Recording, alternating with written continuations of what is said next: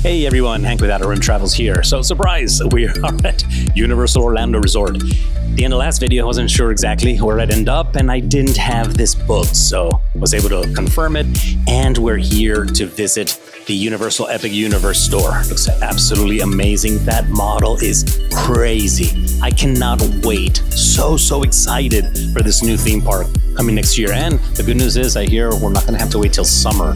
It may actually open a little earlier, so fingers crossed. Let's take a look around, check out the different lands and the model. Plus that AR stuff looks so cool. Let's see if I can film some of it for you. All right, come on, let's go. As you walk into the preview center, you're going to come across the Celestial Park section. It's got all kinds of Epic Universe merch. See that? From wallets and backpacks, t-shirts, lanyards, keychains, you name it. And then, of course, you've got the mannequins on display showing us the t-shirts, lanyards. You can pretty much bet that this is what I'm going to look like on opening day in 2025. It's pretty nice that we're, about 9-10 months out, and you can find all this Epic Universe merchandise already on sale. Quite a difference from just a few months back when you can only get that one t-shirt online. Okay, so here we go, the gorgeous model. You're going to see the entrance and the Chronos, which is the portal you walk through into Celestial Park. And the most exciting attraction is probably Stardust Racers, which is that dueling coaster. If you guys remember back in the day, the dueling dragons, with fire and ice, this is going to be very similar to that. But looks a lot scarier than I remember the other one being. At the preview center, you'll be able to download an app that allows you to see everything in augmented reality. So this kind of gives you an idea of what the track feels like and how the coasters follow one another as they duel. I've included a little bit from each land of the augmented reality, so you have kind of an idea of how that works. Celestial Park is really the epicenter of this theme park, where all the other lands kind of branch out from. You're going to find lots of little shops and quick service restaurants, things like that, as part of Celestial Park.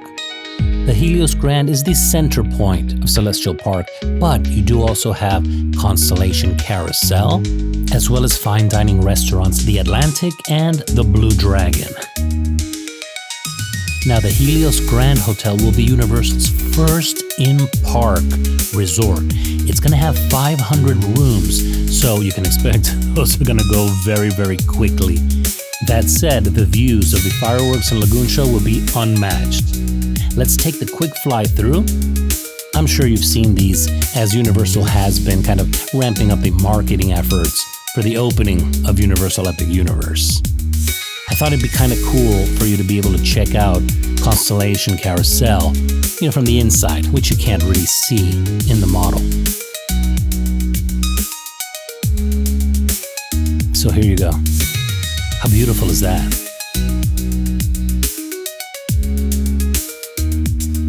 And then off on this side, you've got the Atlantic restaurant. Gorgeous. And here's the Blue Dragon. All I can say is everything looks absolutely stunning, not just from the model, but from these marketing bids as well. Okay, now let's visit the Isle of Berk, How to Train Your Dragon Land. I think this one's going to be really exciting. I can't recall a Viking land at any theme park. At least not in Florida. I expect this one to be the most kid-friendly. Right there you can see Viking Training Camp on the left. Then, of course, the coaster, Mead Hall. Let's check it out from the other angle. Mead Hall is a quick service restaurant and will be serving alcoholic beverages, to those 21 and over. So here we've got the coaster, which is Hiccup's Wing Gliders. Let's check it out here in the augmented reality. So there you get a peek of what the restaurant looks like inside. You've got dragons flying overhead. And this is the stage show, The Untrainable Dragon. which is going to be phenomenal. If you've seen footage from the Asian parks, then you kind of have an idea of what's in store. Let's take a quick fly through. Probably the best view you're going to get from above. There's Mead Hall. In the background, you can see Dragon Racers Rally. But here's Hiccup's Wing Gliders. Take a quick spin along with Hiccup.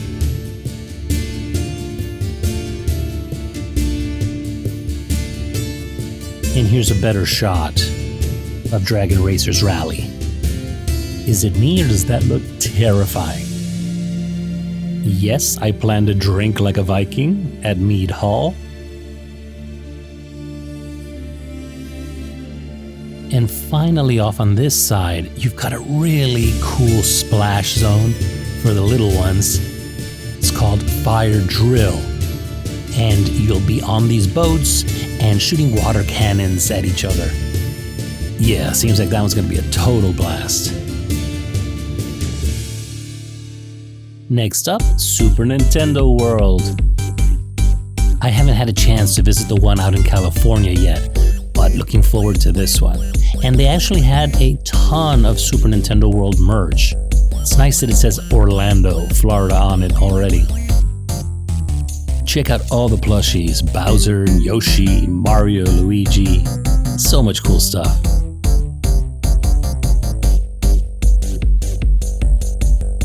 See that? I love my merch. You can definitely start your collection early, way before the theme park actually opens.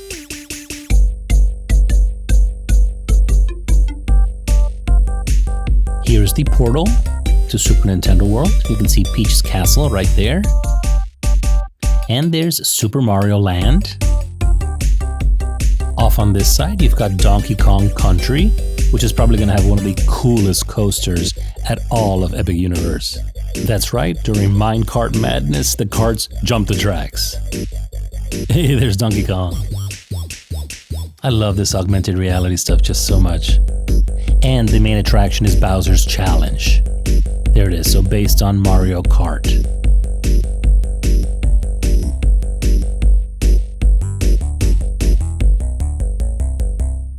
Here's a quick peek at the cart jumping the track. There you go. There's Bowser's Castle. This is where the Mario Kart Bowser's Challenge takes place. And you do have to be 42 inches tall. Here's Peach's Castle. Some fun interactive stuff in there, and a Princess Peach meet and greet. Here you've got Yoshi's Adventure. And Toadstool Cafe, a quick service restaurant at Super Nintendo World. At the 1-Up Factory, you'll be able to get your power-up band, which you'll be able to use to play throughout the land. Let's hit Donkey Kong Country. Here you go. Of course, the main attraction here is Minecart Madness. And interestingly enough, you've got to be 36 inches minimum height to ride this one. Kids under 48 inches have to be accompanied by an adult. This land promises to be a ton of fun, especially if you're a fan of these Super Nintendo games. Now we come to the land I know most folks are excited about, Dark Universe. I mean, how cool is it going to be to hang with the Universal monsters? It's just going to be unbelievable. I'm very, very excited for this particular land. Here's a quick peek at some of the merch. Love that shirt. And some cool baseball caps as well. Now, here's the portal that leads us into Dark Universe. And from the other side, you get a better view of the town of Darkmoor. And over here is Frankenstein's Castle, and on the right, the Curse of the Werewolf roller coaster. Here's the Burning Blade Tavern. And off on the left, Frankenstein's Castle, which is definitely going to be one of the coolest dark rides at Epic Universe. Let's take a peek at the augmented reality. I think you see a werewolf running through over here. There he is, see him? And the windmill is on fire. Here is the main attraction, Monsters Unchained. If we come around this way, you get a better view. And the ride system will very much resemble what we're used to from the current Wizarding World at the theme parks. Let's take the quick fly-through of Darkmoor. Got some shopping off on this side.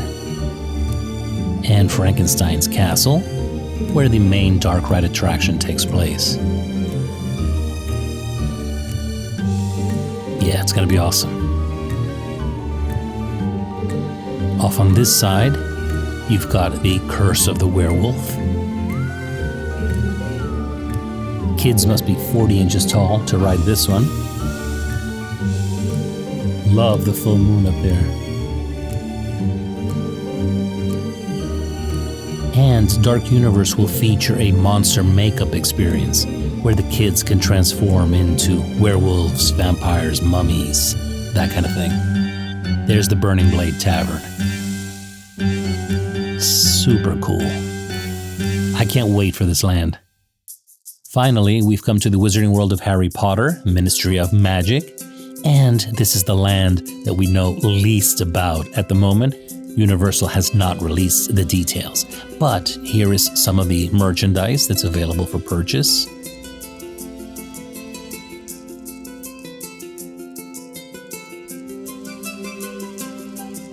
We do know that it will take place in Paris, so 1920s Paris to the 1900s at the British Ministry. And from what I understand, the attraction will take place in the Ministry of Magic, somehow using flu powder. That's going to be very, very interesting. But look, there seems to be some kind of circus there in the center of town. Can't wait to get more information on the Wizarding World's Ministry of Magic. This will be the third Harry Potter land at a Universal Park in Orlando. Here's the model. You can see the owls flying. See that? Flying overhead. So cool. Of course, the main attraction still had the coming soon sign, as that information hasn't been released just yet. So keep an eye on my social media channels, because as soon as the Wizarding World of Harry Potter details drop, you better believe I'm going to be sharing it everywhere. Here's one last look at the Helios Grand, and this is from the opposite direction. So this is the actual front of the hotel. From Epic Universe over to Universal Studios Florida. Had to come and check out DreamWorks Land. You know, I've been kind of monitoring it throughout the year, and it's finally open. The popular Shrek meet and greet is back, where you'll meet Shrek, Fiona, and Donkey. It was pretty amusing. And then you've got the swamp area for little ogres. Not sure all parents will find it amusing. These slides have fart noises, but of course the kids are gonna love them. Here's the stroller parking for the little ogres. And right across the way, you've got the swamp snacks. So one of the things you're going to want to try is the Shreksel, which is, you know, the Shrek pretzel. On the other side, you've got King Harold's Swamp Symphony, and they've got lily pads set up along the floor. So as you hit those, you know, the frogs sing a certain tone. It's pretty funny. Right in the center of the land, you've got Trolls Treats, where you're going to have ice cream that's shaped like the troll's hair. And then across from that, you've got the Trollercoaster. There you go. And just like we spoke about earlier with Minecart Madness coming to Super Nintendo World at Epic Universe, you've got to be 36 inches to ride, and all kids under 48 inches need a supervising companion. Fun fact, did you know that Woody Woodpecker's Nut House Coaster was the first coaster built at Universal Orlando? It's now been rethemed to the Trollercoaster. Here's the land's little store. It's called High Five Hideaway. It's where you're going to find your Shrek merch. Here you've got some t-shirts, hats, little stuffed animals. And that's a cute one with all the characters from DreamWorks Land. There's Donkey. And of course, you've got your Trolls merch, some refreshments there in the corner, and Kung Fu Panda. There's Poe right there. Oh, and speaking of which, that's the last section of DreamWorks Land we're going to visit. Poe's Kung Fu training camp. It really does seem like a cool splash zone area for the kids. Of course, due to weather, things were shut down. But maybe that's a good thing because I was able to come in here and film, show you guys these splash zone areas. Because, I don't like to film when there are kids in these areas. Off on the other side, you've got this splash pad, which is the laundry of ultimate cleanliness. And then inside, you can actually meet Poe, the Dragon Warrior himself, but he's not a meet and greet character. He's actually there to teach you Kung Fu. So he'll appear here on this screen, and the coolest thing is that he actually talks to you. Like I was wearing my bright green Shrek shirt, and he pointed me out and he said, "There's no way you're gonna be a ninja, sir. That shirt is loud." Really fun stuff. And finally, you've got the meet and greet areas. Here you'll meet DreamWorks characters and Gabby herself from Gabby's Dollhouse. Well, that's going to do it for another quick trip over to Universal Orlando Resort. Just wanted to check out the Epic Universe Preview Center. That was really the point of the trip. And then I came by DreamWorks Land. Finally, that opened. So I've been kind of monitoring the progress all year. And now it's open. But unfortunately, it was raining. So characters were in hiding. The rides were down. I did get to film a couple of, things for you guys. So, hey, better than nothing. We will be back at some point, hopefully with the kiddos, so they can enjoy the little splash zones and Shrek's swamp area and all that. It's very, very cute. So, my thoughts, this park definitely needed an area like this for the little ones. So I'm glad they've got a play zone now. And the Trollercoaster is super cute, as you saw. So yeah, overall, thumbs up. Really, really enjoyed it. And we just need, a day with some better weather. Anyway, that's going to do it for now. As always, have an out of this world day, you guys. Take care. I'll see you on the next one.